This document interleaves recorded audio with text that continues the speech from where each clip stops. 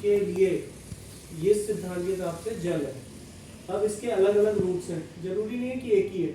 जैसे अगर हम भारत के लोकतंत्र को देखें तो केंद्र के लिए कौन जिम्मेदार? मोदी सरकार। मोदी सरकार। आपके महाराष्ट्र के लिए कौन जिम्मेदार?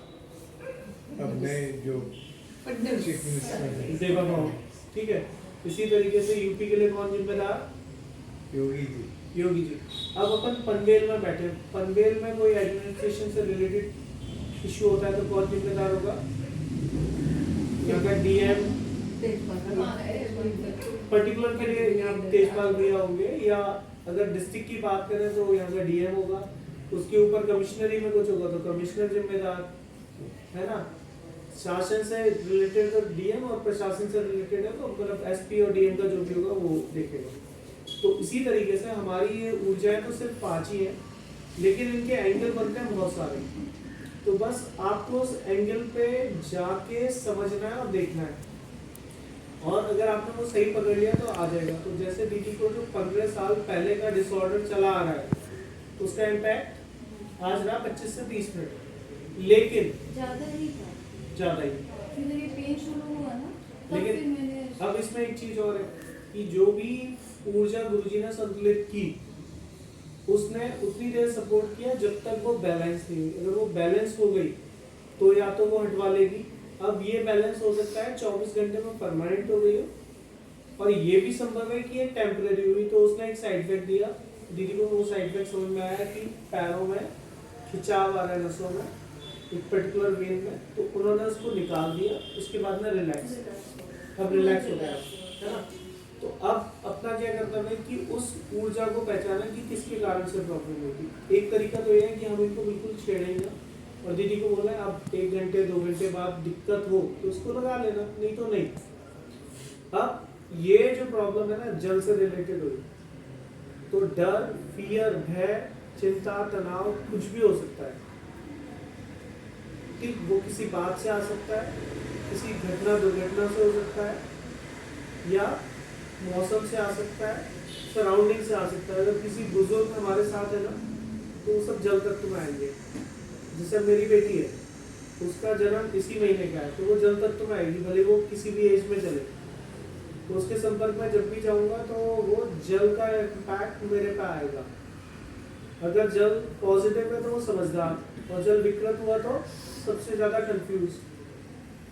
अब आप ऑलरेडी जल में ही चल रहे हो ना, तो अगर आपकी मैं बात करूं या आप दूसरों को भी देखते होंगे, तो शायद जब आप इस एज में नहीं थे तब से अगर आप ऑब्जर्व करें तो आप जिनका कहना मानते हो, जिनकी सलाह पे काम कर रहे हो, वो कई बार कहते हैं यार मेरी तो कोई मानता ही नहीं है, क्योंकि उनके अंदर एक कंफ्यूजन है। अगर जल विकृत है और जल पॉजिटिव है तो हर कोई उसी व्यक्ति से सलाह लेने आएगा, तो विकृत है तो आदमी उससे मुंह छुपा के भागेगा कि ये तो दादाजी या ये चाचा जी, ये पापा जी, ये ताऊ जी, या जो भी व्हाटएवर, ये कुछ ना कुछ पंगा करने वाले हैं, तो लोग बचेंगे।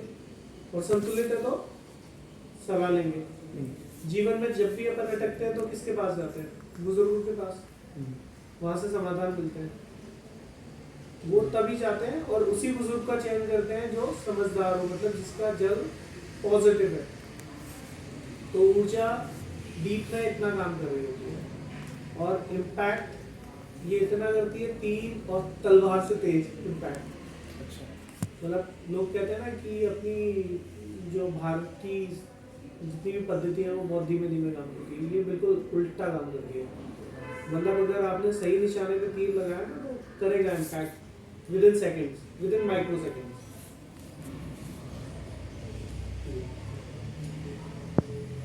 तो ये ऊर्जा का ये होगा जी। तो जो ऊर्जा है उसका उपयोग, सदुपयोग कैसे कर सकते हैं? अभी जैसे मैं आपके पास में बैठूंगा और मैं आपको जानूंगा, आपका पूरा व्यवहार जानता हूँ, आपका पूरा जीवन जानता हूँ, पूरा परिदृश्य जानता हूँ, और मेरे अंदर अगर थोड़ी भी समझदारी होगी तो मैं सिर्फ उस टाइप की बातें करूँगा जो आपसे रिलेटेड होगी, और मैं आपके पास काम कराने आया हूँ तो मैं उस टाइप की बात करूँगा कि मुझे ये चाहिए। अगर मैं आपको नहीं जानता हूँ तो क्या करूँगा, मैं पूछूंगा भाई साहब आप कहाँ से हैं, क्या करते हैं, कैसे करते हैं, और जब मैं उसको समझ लूँगा तो फिर मैं कोशिश करूँगा, लेकिन उतनी देर में आप मेरे से इंटरेस्ट छोड़ दोगे।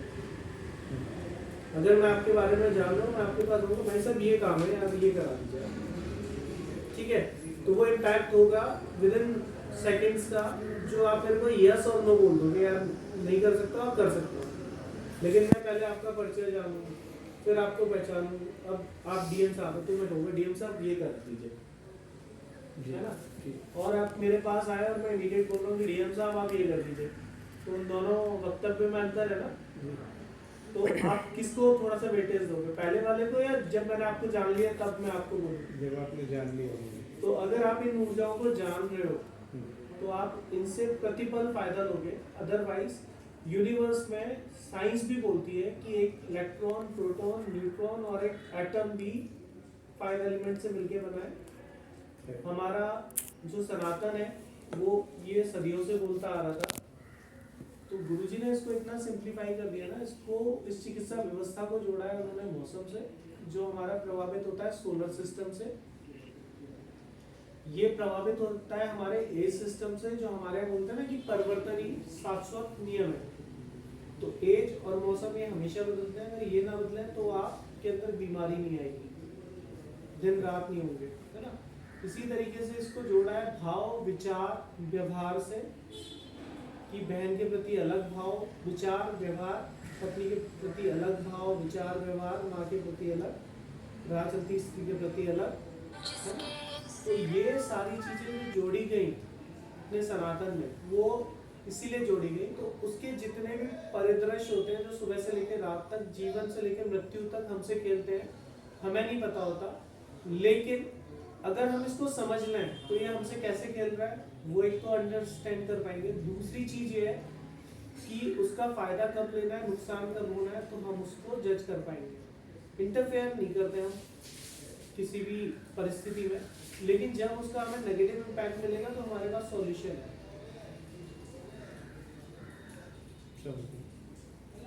तो ये इतना शॉर्ट एंड स्वीट है। तो ये इस पद्धति या इस पूरी प्रक्रिया को किस नाम से समझे? इसको पंचतत्व चिकित्सा का नाम दिया गया, पंच तत्व, 5 एलिमेंट्स या पंच महाभूत भी बोलते हैं। जैसे आप योग, धारणा, प्राणायाम की बात करते हैं तो वो सीधे सीधे पंच महाभूत के बिना संभव नहीं है, क्योंकि आपकी जो योग की क्रिया है उसको आप 5 भागों में बांटते हो, अपान, उदान, व्यान, समान, अपान और प्राण। फिर उनके 5 उपप्राण हैं, नाक, क्रकल, देवदत्त, कुर्म, इस तरह से ये 10 हो जाते हैं टोटल, और ये डायरेक्टली इसी से जुड़े हैं। जब आप ज्योतिष की बात करते हो, पंचांग की बात करते हो, पंचांग कुछ तो मैटर रखता है, क्योंकि पंचांग को लिखने वाला 2 साल, 5 साल, 10 साल, 100 साल पहले बता देता है कि इस टाइम पे ये ग्रह होगा तो सूर्य या चंद्र ग्रहण है ना, या ये दुर्घटना होने वाली है, 30 साल इस चीज का भाव ये रहने वाला है, इस चीज का भाव ये रहने वाला है। और उसको साइंस ने जब माना तो नासा भी और इसरो भी उसको क्या करते हैं, सबसे पहले पंचांग चेक करते हैं, ज्योतिषी के पास जाते हैं, फिर जो भी उनके थॉट्स ऑफ इंस्टीट्यूशन है उसमें जाके चेक करते हैं कि वेदर कंडीशन वैसी है, क्योंकि उनको जब भी कोई प्रक्षेपण करना है तो वो चाहिए, तो वो भी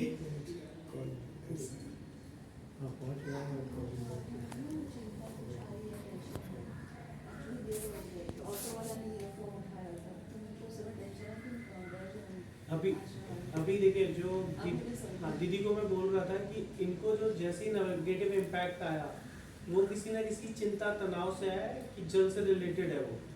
तो दीदी ने अभी एडमिट किया कि दीदी को गुरुजी के लिए भोजन लेके आना था, बच्चों को भी लेके आना था स्कूल से, और ऑटो वाला फोन पिक नहीं कर रहा था फोन, तो वो स्ट्रेस था। वो अभी मेरे को समझा कि वो स्ट्रेस था, इसकी वजह से ये फील होता है।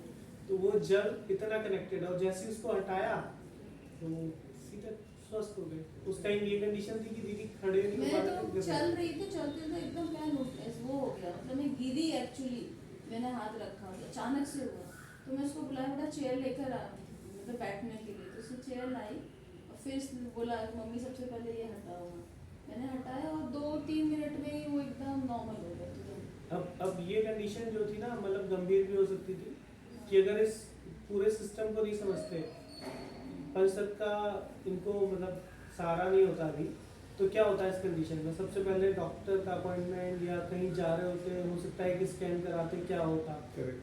ठीक। लेकिन वो स्विच ऑफ और स्विच ऑन की तरह से उसने काम किया, हटाते ही वो इम्पैक्ट चला गया और दीदी आ गए अपने यहाँ पे टाइम। तो जैसे मैं बोल रहा था ना, तो ये मैं आपसे परिचित नहीं हूँ तो आप इधर आइए। नहीं कोई बात नहीं, आप नहीं, बैठिए। कंफर्टेबल होंगे तो वो। नहीं आप कंफर्टेबल है जी। तो मुझे, मैं बस अंदर आया हूँ और ये हो रहा है और मुझे मालूम नहीं है कि ये क्या हो रहा है, तो जी। अगर कुछ गलती बोलूँगा तो नहीं बिल्कुल माफ नहीं, करिएगा। आप बिल्कुल भी ऐसा क्योंकि मैं ये समझने की कोशिश कर रहा हूँ कि अगर दीदी को इससे बेनिफिट हुआ है तो ये तो समस्त मानव को ये बेनिफिट हो सकता है, बिल्कुल बिल्कुल प्रजाति को। जी तो उसके कल्याण के लिए अगर हम इसको और फैलाएं और उसको समझ लें जी। तो ये अच्छा रहेगा। नहीं बिल्कुल। तो पता नहीं मेरी अपनी भी परिस्थिति है, तो I don't know whether I should be talking about it or not, but I am facing some back issue. जी तो पता नहीं वो हाँ, इट कैन हेल्प। हाँ बिल्कुल। तो उसके विषय में मैं बात करूँगा, पर आप अपनी प्रक्रिया जो है जारी रखिए। ठीक है जब आप फ्री हो जाएंगे तो फिर मैं बात। ठीक है। तो अगर टाइम का इशू नहीं है तो फिर अभी मेरे ख्याल से नहीं, भोजन टाइम कर का कोई लेते हैं एक issue बार। नहीं है, अभी तो और आप free भोजन करके फिर एक बार अपन आपका ट्रीट करते हैं।